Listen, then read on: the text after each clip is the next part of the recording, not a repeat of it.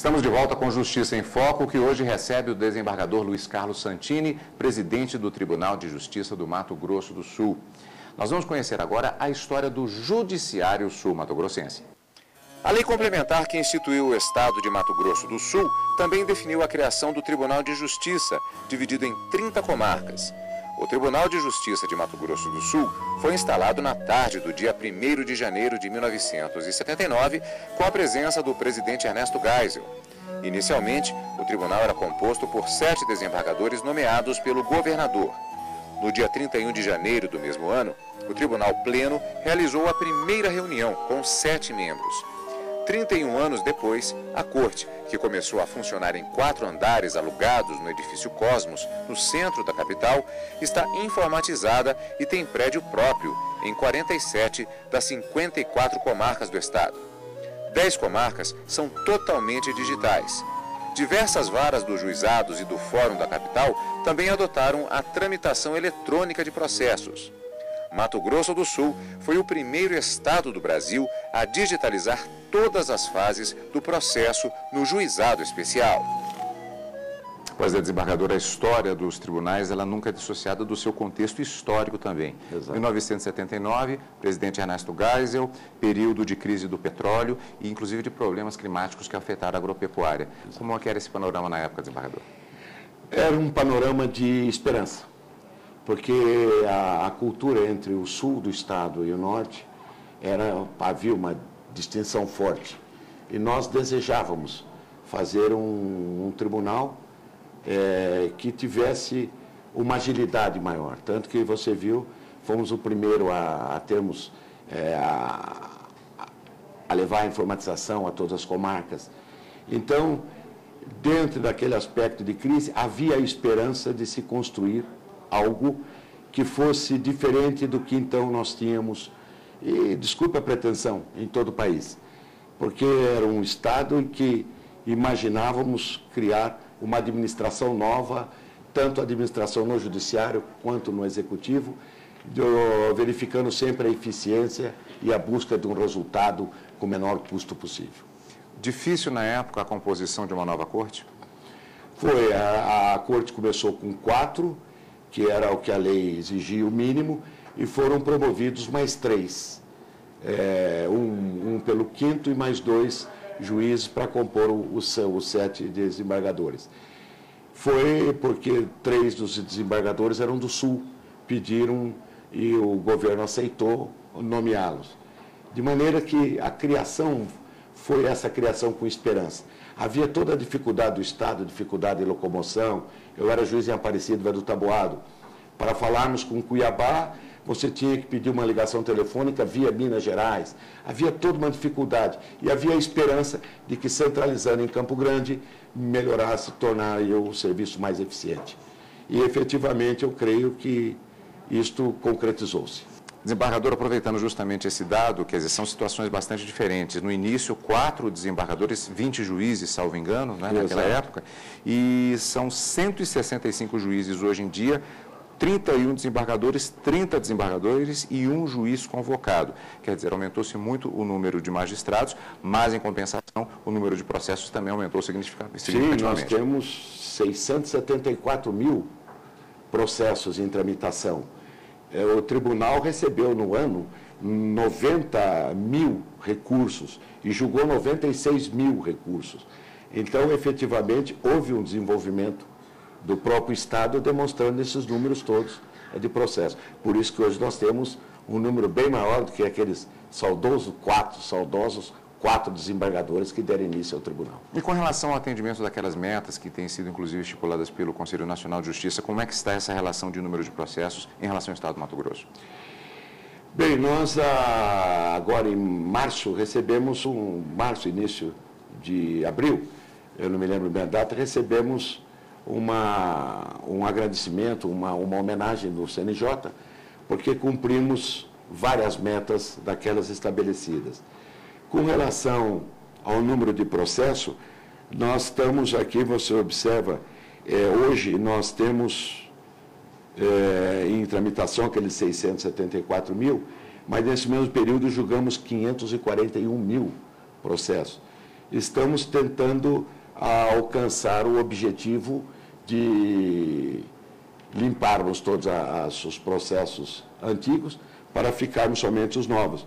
Mas observa que tivemos a distribuição de 724 mil processos. Então, estamos cumprindo as metas do CNJ conforme as necessidades são permitidas no Mato Grosso do Sul.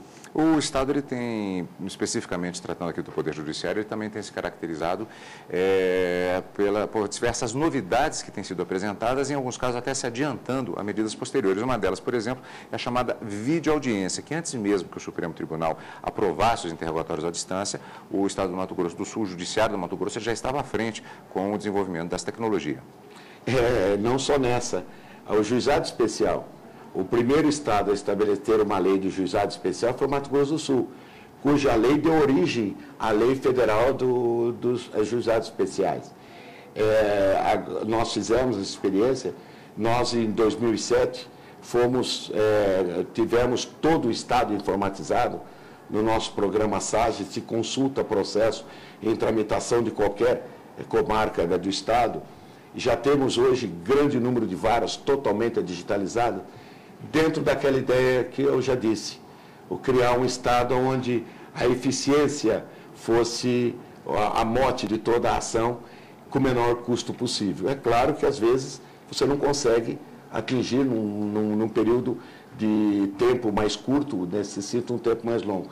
Mas somos os pioneiros nisso. Há um grupo permanente de conciliação judicial, reforçando, inclusive, também esse entendimento desta fase já da judicialização, já o processo propriamente dito. Exato. Mas há uma preocupação também com a conciliação anterior à entrada das questões no âmbito do Poder Judiciário também, por meio do plano de atenção à conciliação extrajudicial, não é isso? Assinamos um convênio em 2009 com a Associação Industrial e Comercial de Campo Grande, para estabelecer um plano de atendimento de conciliação extrajudicial.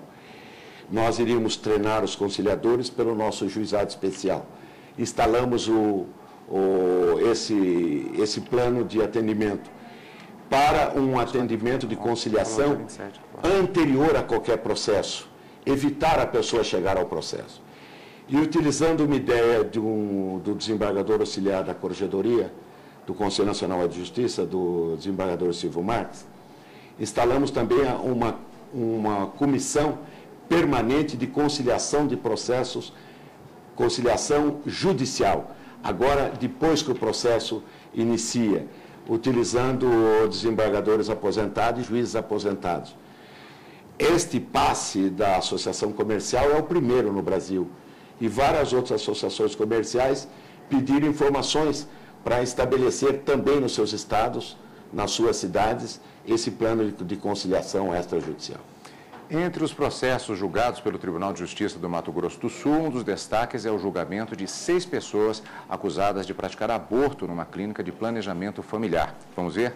O Tribunal de Justiça julgou a nova lei estadual que trata da pesca e medidas de proteção nos rios de Mato Grosso do Sul.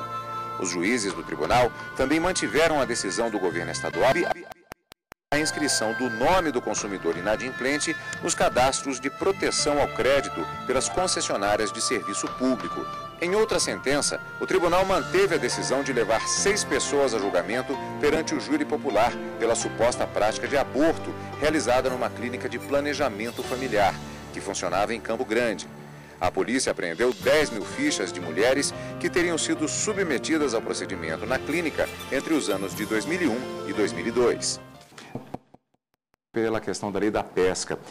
Foi uma situação curiosa porque havia uma lei anterior que já havia sido considerada inconstitucional, houve uma liminar concedida em relação à nova lei da pesca, mas houve a consideração, atendendo ao recurso que foi impetrado pelo Estado, de que a declaração da inconstitucionalidade total da nova lei deixaria em aberto o controle da pesca no Estado. E só alguns dispositivos liminarmente foram considerados inconstitucionais. Exato, eu fui o relator dessa matéria. Havia uma lei anterior, que depois da lei federal, que estabeleceu as regras gerais, que foi declarada inconstitucional. Aí a Assembleia fez uma nova lei e a Ordem dos Advogados arguiu também a inconstitucionalidade. E no primeiro momento eu levei ao Pleno ao órgão especial, desculpe, e lá nós demos a liminar. O Estado embargou e demonstrando que por aquela liminar ficaríamos sem lei da pesca, porque a lei anterior, antes daquela lei que havia sido declarada inconstitucional, era totalmente incompatível com a lei geral. De maneiras que, então, eu acatei esse embargo de declaração e restringi a liminar para alguns artigos da lei, mantendo o corpo da lei, mantendo toda aquela proibição, aquele controle da pesca que a lei nova estabelecia. Esse foi um caso que ainda nós vamos julgar o mérito. Porque a decisão foi ainda em caráter liminar. Em caráter de liminar. A questão do período de defeso, ela também era uma situação muito específica por causa da grande quantidade de rios do estado do Mato Grosso do Sul. Exato. O tribunal é muito chamado a se manifestar em relação à questão da pesca? Sim. Toda vez que se estabelece uma regra ou cria-se uma lei ou se discute, pode surgir uma ação relativamente a isso. Exatamente porque nós temos um grupo muito grande de pescadores profissionais, artesanais, que inclusive abastece o estado de São Paulo e o próprio estado do Mato Grosso do Sul e o norte do Paraná. Então isso sempre nos causa alguma discussão no órgão especial. Nós falamos também sobre o caso da clínica de abortos. Esse é um dos casos que o senhor destacaria entre os julgamentos realizados recentemente no TJ? De repercussão, sim, porque foi uma repercussão nacional, essa clínica de aborto. A médica que era a principal acusada morreu e prosseguiu o processo contra os auxiliares. Algo em torno de 10 mil fichas de mulheres que haviam feito aborto. Foi notícia a nível nacional, inclusive com programas específicos dos noticiários nacionais. E isso causou uma repercussão muito grande, porque foi acompanhado o julgamento, a apelação de todos os recursos foram acompanhados pela imprensa local no julgamento do Tribunal de Justiça. Desembargador, há muitas outras perguntas que poderiam ser feitas em relação ao Tribunal de Justiça do Mato Grosso do Sul, aspectos históricos, aspectos relacionados ao desenvolvimento do próprio processo de informática, mas o nosso tempo, infelizmente, está esgotado. Eu gostaria de agradecer a sua participação aqui conosco na TV Justiça e já contar com a sua presença posteriormente para que possamos abordar outros aspectos relacionados, não só ao TJ, mas ao direito de maneira geral. Eu que agradeço a oportunidade de estar aqui e mostrar que aquela ideia da criação de um tribunal que fosse diferente do que então nós tínhamos, se houve algum tropeço ou se há algum tropeço, ela ainda se apresenta válida na criação do juizado especial, na informatização e na criação desse pronto atendimento de conciliação extrajudicial, que esperamos que o Brasil copie e corrija os erros que, porventura, como iniciante, nós fizemos. E o Justiça em Foco fica por aqui. Desembargador Luiz Carlos Santini, mais uma vez, obrigado pela entrevista. E você, amigo da TV Justiça, até a próxima semana com mais um Justiça em Foco aqui na TV Justiça.